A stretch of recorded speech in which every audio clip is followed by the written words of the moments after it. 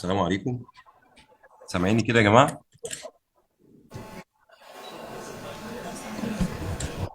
تمام، سامعين حضرتك. طب شكرا جزيلا. الأول بشكر طبعا دكتور أحمد عبد الهادي على الدعوة الكريمة، وبالتوفيق دايما بإذن الله في ميتينجز جاية كتير إن شاء الله، وبعتذر عن عدم الحضور لظرف طارئ.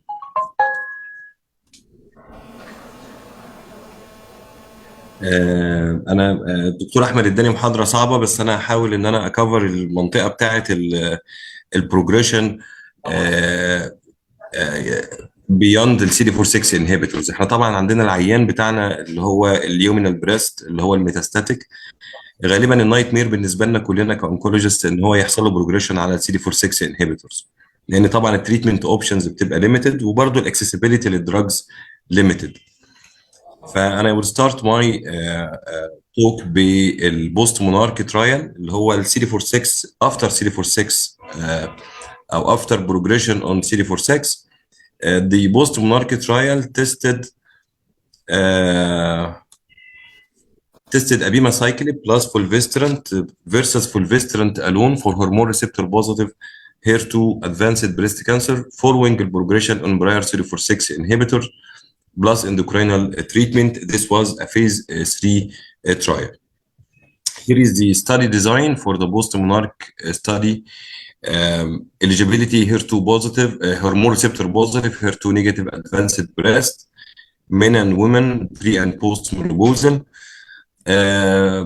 advanced breast and progressed on CD46 inhibitors plus aromatase inhibitor as initial treatment. Randomization was 1-to-1, abemaciclib plus fulvestrant versus placebo plus fulvestrant, and the primary endpoint was the progression-free survival. Here is the characteristics, and as you can see on the right side, on the right hand, you see patient with visceral mets on either arm, and you also see patient received the CD46 inhibitors, and the majority of the study population received the palbociclib. Almost 60% on each arm, the CD46 inhibitor used, and the progression was on palbociclib, and to a lesser extent the ribociclib, and also we have 8% patient received abemaciclib plus aromatase inhibitor, and they switch from aromatase inhibitor to fulvestrant in the post-monarch trial.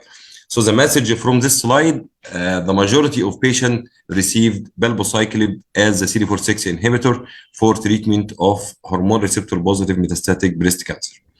Here is the results, the interim analysis, and as you can see, the abemaciclib improved the investigator-assessed progression-free survival, and this actually was statistically significant, and this met at the interim analysis. We have the hazard ratio 0.66, meaning we have 34% improvement in the chance of progression-free survival when adding abemaciclib to fulvestrant versus placebo plus fulvestrant.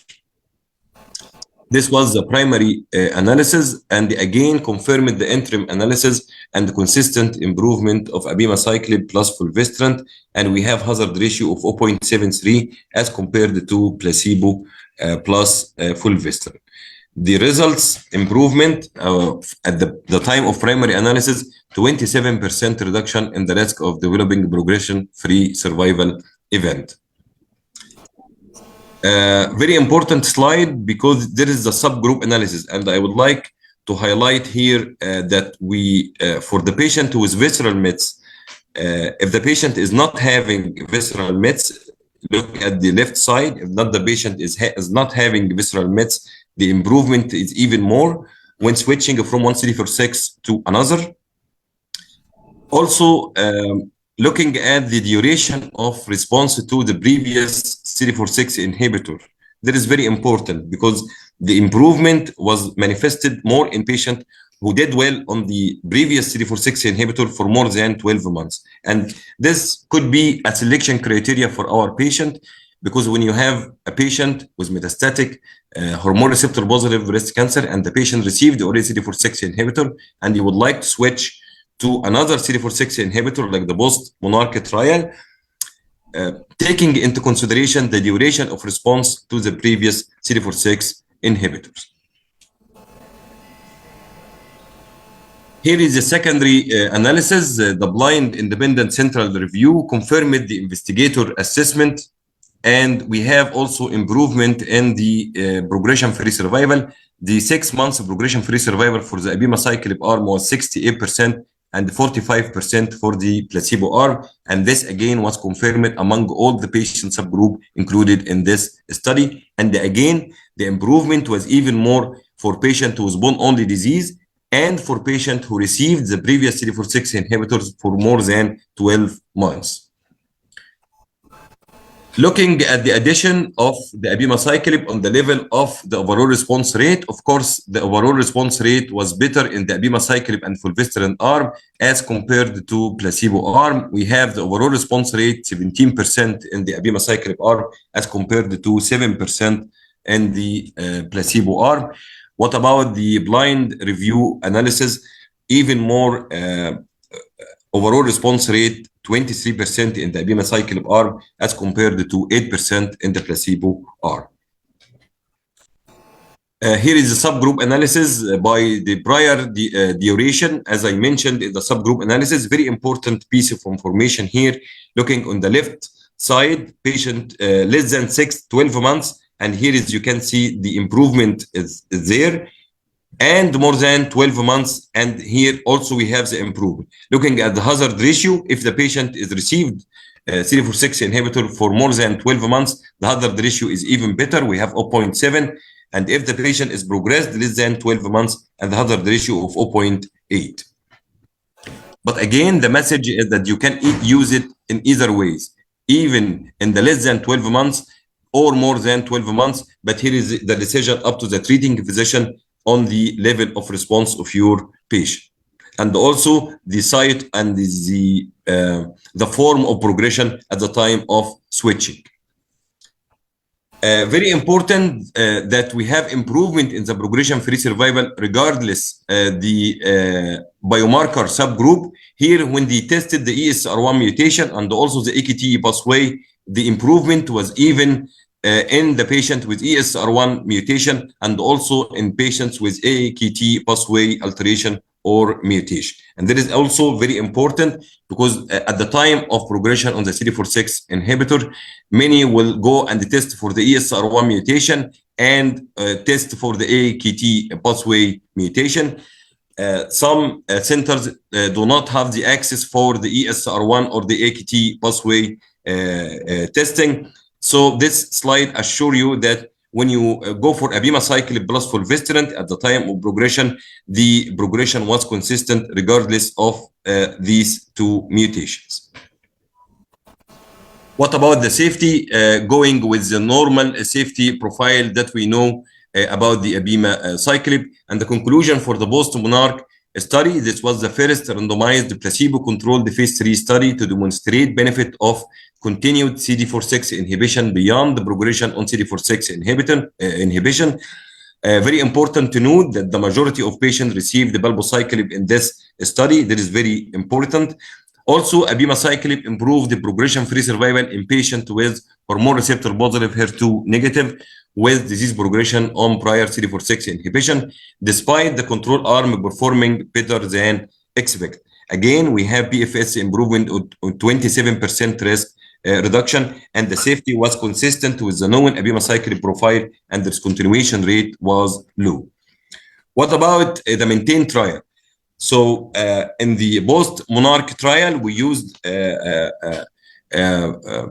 abemaciclib following another CD46 inhibitor. The maintain trial tested the switching to ribociclib, and as you can see, we have only 100 patients previously treated with palbociclib, almost 84% of the study population, and the randomization was 1-to-1 ribociclib plus switching of endocrinal treatment, or placebo plus or switching of the endocrinal treatment.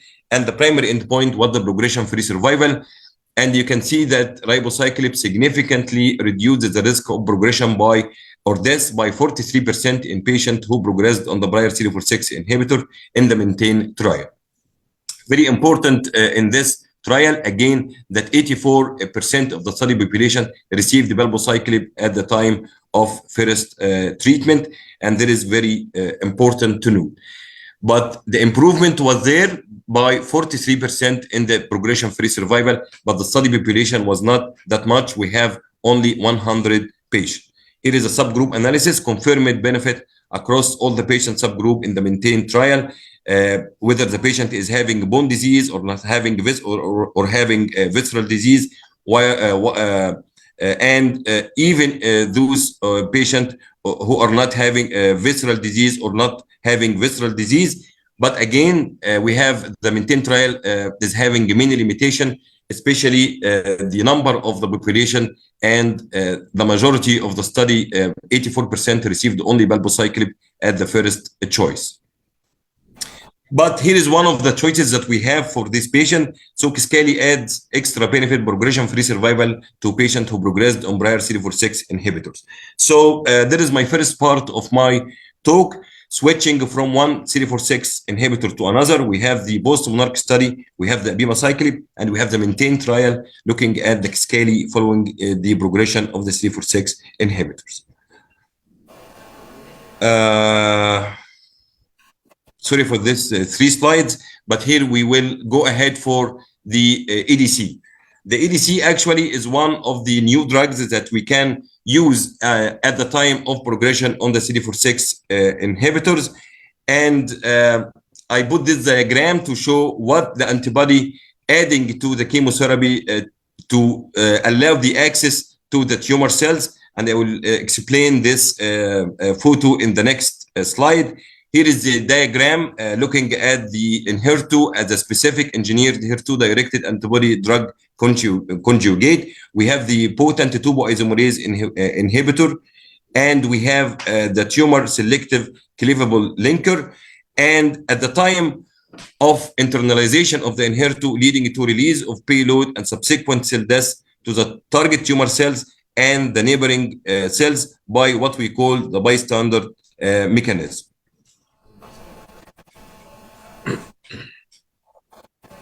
We have the Destiny Breast 04. The Destiny Breast 04 actually included a patient landmark phase 3 study, international designed to evaluate HER2 as in previously treated HER2 low immunohistochemistry 1+ and immunohistochemistry 2+ with FISH negative metastatic breast cancer, and included a patient with hormone receptor positive disease, which considered as hormone refractory.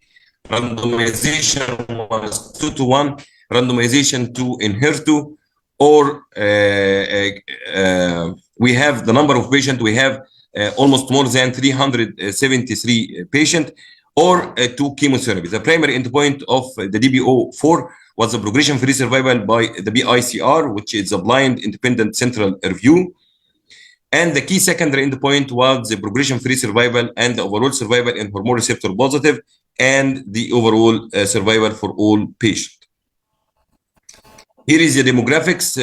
Actually, we're balanced between the treatment arm.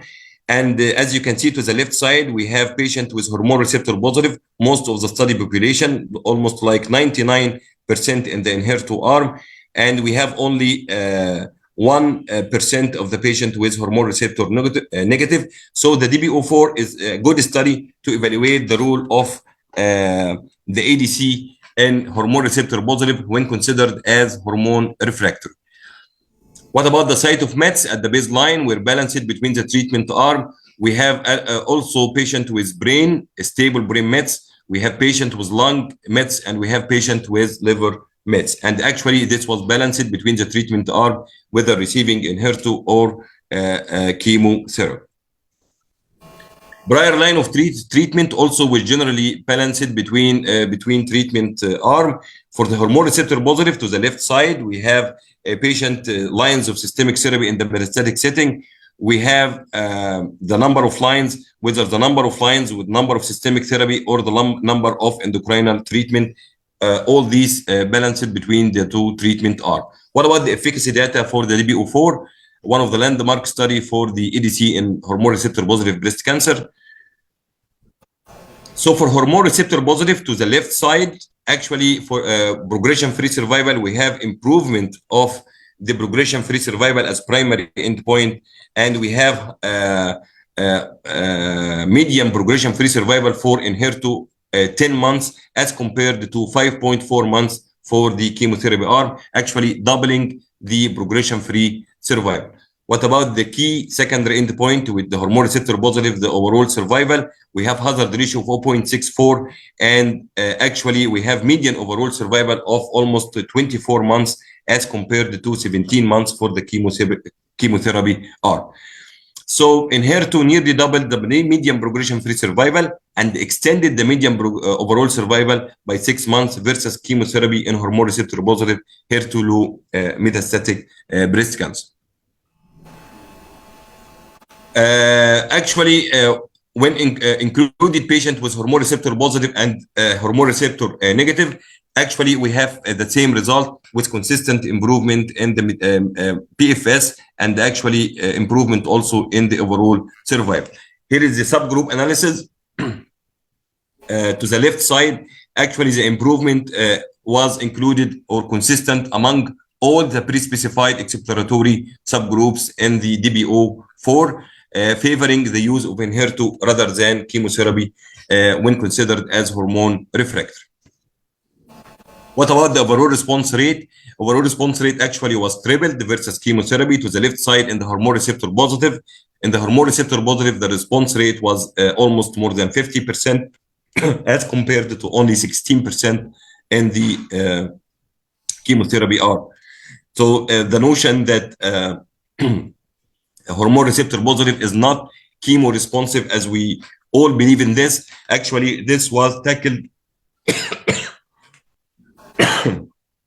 this was tackled in the DB04 because we have a very high response rate reaching of more than 50% for hormone receptor positive disease, also equaling the response rate in the hormone receptor negative in the study. For the all groups, the hormone receptor positive and the hormone receptor negative, the majority of patients who received Enhertu showing reduction in the tumor size, and actually this was translation to of the response rate. What about the safety data? The Enhertu safety profile in HER2-low metastatic breast cancer established in its Destiny Breast 04. We have the nausea as the most common side effect. We have the fatigue. We have the skin and subcutaneous. We have the vomiting, the neutropenia, and the anemia. And of course, we have the interstitial pneumonitis. As we all know, the interstitial pneumonitis is a common side effect for Enhertu, but actually in the DB04, most of the interstitial lung pneumonitis disease or pneumonitis was grade 1 or 2, a rate consistent with the previous metastatic breast cancer trials of Enhertu. So here is a dose modification for the Enhertu, and you could follow this dose modification according to the adverse event. But very important to note that never escalate or re-escalate the Enhertu dose after a dose reduction is made. So now we finished the ADC, and now we are looking for the BRCA mutation. What if your patient is hormone receptor positive and BRCA mutant? We have the Olympiad trial, was a phase 3 trial investigating the Oliparib versus the treatment physician choice in germline BRCA HER2 negative metastatic breast cancer. So we have the eligibility. We have germline BRCA mutation metastatic breast cancer, triple negative or HER2 negative hormone receptor positive, receiving less than 2 prior chemotherapy lines for metastatic breast cancer. And the randomization was 2:1 Oliparib 300 milligram twice daily and treatment physician choice. And the primary endpoint was the PFS, and the secondary endpoint was overall survival, the PFS2, and the overall response rate, and the health-related quality of life, the safety and toxicity. Here is the results for the Oliparib, and as you can see, Oliparib treatment significantly improved the progression-free survival by the blind independent review compared to treatment physician choice. And actually, the risk of progression or death over the course of the study was reduced by over 40%. We have the number of events in the Oliparib arm was the number was for the Oliparib arm, the number of patients was 200 patients versus 97 patients for the chemotherapy arm. And we have The median progression-free survival was 7 months for the olaparib arm as compared to 4 months in the chemo arm, and the progression-free at 12 months actually was 25.9 as compared to 15 in the chemo arm. So the median progression-free survival was improved by 67% with olaparib as compared to chemotherapy. What about the PFS2? Actually, very important end point was also significantly increased with olaparib treatment versus chemo, indicating benefit beyond the first progression. That is very important end point, because this assures us as a physician when you treat your patient by one line of treatment that at the time of progression your patient will do well in the subsequent line. So the benefit of progression-free survival 2 was maintained despite 6% of patients who received subsequent treatment in the chemo arm received PARP inhibitor as the first subsequent treatment. At the final data cutoff, median overall survival in the olaparib arm was 19.3 months as compared to 17 months in the chemo arm. The difference did not reach statistical significance and the hazard ratio was 0.9. So we have significant improvement for the PFS and the numerical improvement for the overall survival, and the Olympiad trial was not powered to show an overall survival benefit. However, we have a consistent overall survival improvement in extended follow-up in exploratory analysis up to 60 months. We have improvement in the olaparib arm as compared to chemo arm. We have also exploratory subgroup analysis showed overall survival numerically longer for olaparib compared to chemo, regardless of the hormone receptor status, the prior chemo and the prior platinum-based chemotherapy for metastatic breast cancer, because we have the impression that olaparib might work better in hormone receptor negative, but actually in the Olympiad trial, the improvement was regardless the hormonal receptor status or the use of prior platinum-based chemotherapy for metastatic breast cancer. So the last part of my talk targeting the AKT pathway, looking at the capivasertib in the CAPItello trial 921. CAPItello trial is a phase 3 randomized double-blind placebo-controlled study for treatment of hormone receptor positive HER2 negative advanced breast cancer following recurrence or progression or hormonal treatment. And we have the randomization, actually capivasertib plus fulvestrant or placebo plus fulvestrant. The randomization actually was 1-to-1, and the primary endpoint was the progression-free survival, and the secondary endpoint was the overall survival and overall response rate and the clinical benefit ratio, and of course the frequency of adverse events and the patient-reported outcome. So here we are looking at the testing of the AKT pathway and looking at the use of capivasertib plus fulvestrant versus fulvestrant alone following progression on hormonal treatment. Here is the baseline characteristics. As you can see, included patient with bone-only disease and patient with liver and visceral mets.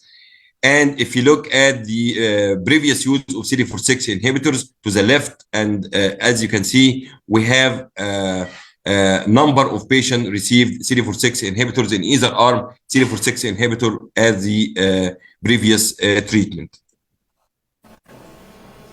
What about the PI3K AKT B10 alteration status results? Here is the summary of the CAPItello trial. We have either the patient is having a PI3K mutation alone, or PI3K mutation plus AKT1, or PI3K plus P10, or AKT1 only, this also included in the study, or P10 only, this was also included in the study. We have some patient with non-altered pathway, and we have some patient with unknown status of this pathway, and we will come soon to the results of all these, either having alteration or not non-altered pathway or unknown alteration in the pathway. Here is the results of the progression-free survival for the CAPItello trial. To the left, you can see improvement in the progression-free survival actually doubling the progression-free survival, 7.2 months as compared to 3.6 months in the placebo plus fulvestrant arm, and we have hazard ratio of 0.6, meaning almost 40% improvement. This to the left side, the overall population, whether the pathway is activated or mutated or any alterations, or unknown alteration, or non-altered pathway. What about patient with the alteration in the PI3K pathway?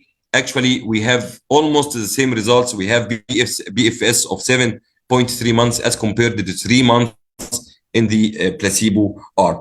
So very important message from this slide: capivasertib plus fulvestrant demonstrated clinical meaningful and significant improvement in the progression-free survival versus placebo in the overall population, and at the same level in the PI3K altered population. What about the BFS in patient with non-altered tumors? Also, we have improvement here. We have the same PFS of 7 months, and also we have hazard ratio of 0.7. This with non-altered tumors, and this non-altered tumor, excluding patient with unknown PI3K altered status. Here we have improvement also in the progression-free survival of 5 months, 5.3 months as compared to 3.7 months. So only patient with unknown PI3K mutation alteration, again, we have improvement, and even more, and this was actually surprising in this study. We have improvement in the progression-free survival, and we have progression-free survival of 10 months as compared to 1.9 months in the placebo arm. So the conclusion of my talk today. So at the time of progression on CD46 inhibitor, we have many choices. We have the choice of switching from one CD46 inhibitor to another CD46 inhibitor, as we presented in the abemaciclib post-monarch study, and also in the maintain trial.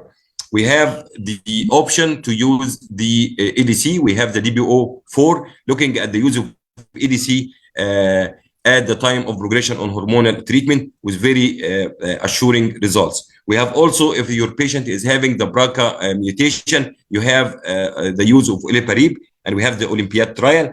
And you could test for the AKT, the PI3K pathway, and if you have this pathway altered or mutated, you could use the Capitello trial, capivasertib plus fulvestrant at the time of progression. And by this, I finished my talk, and thank you very much for attention.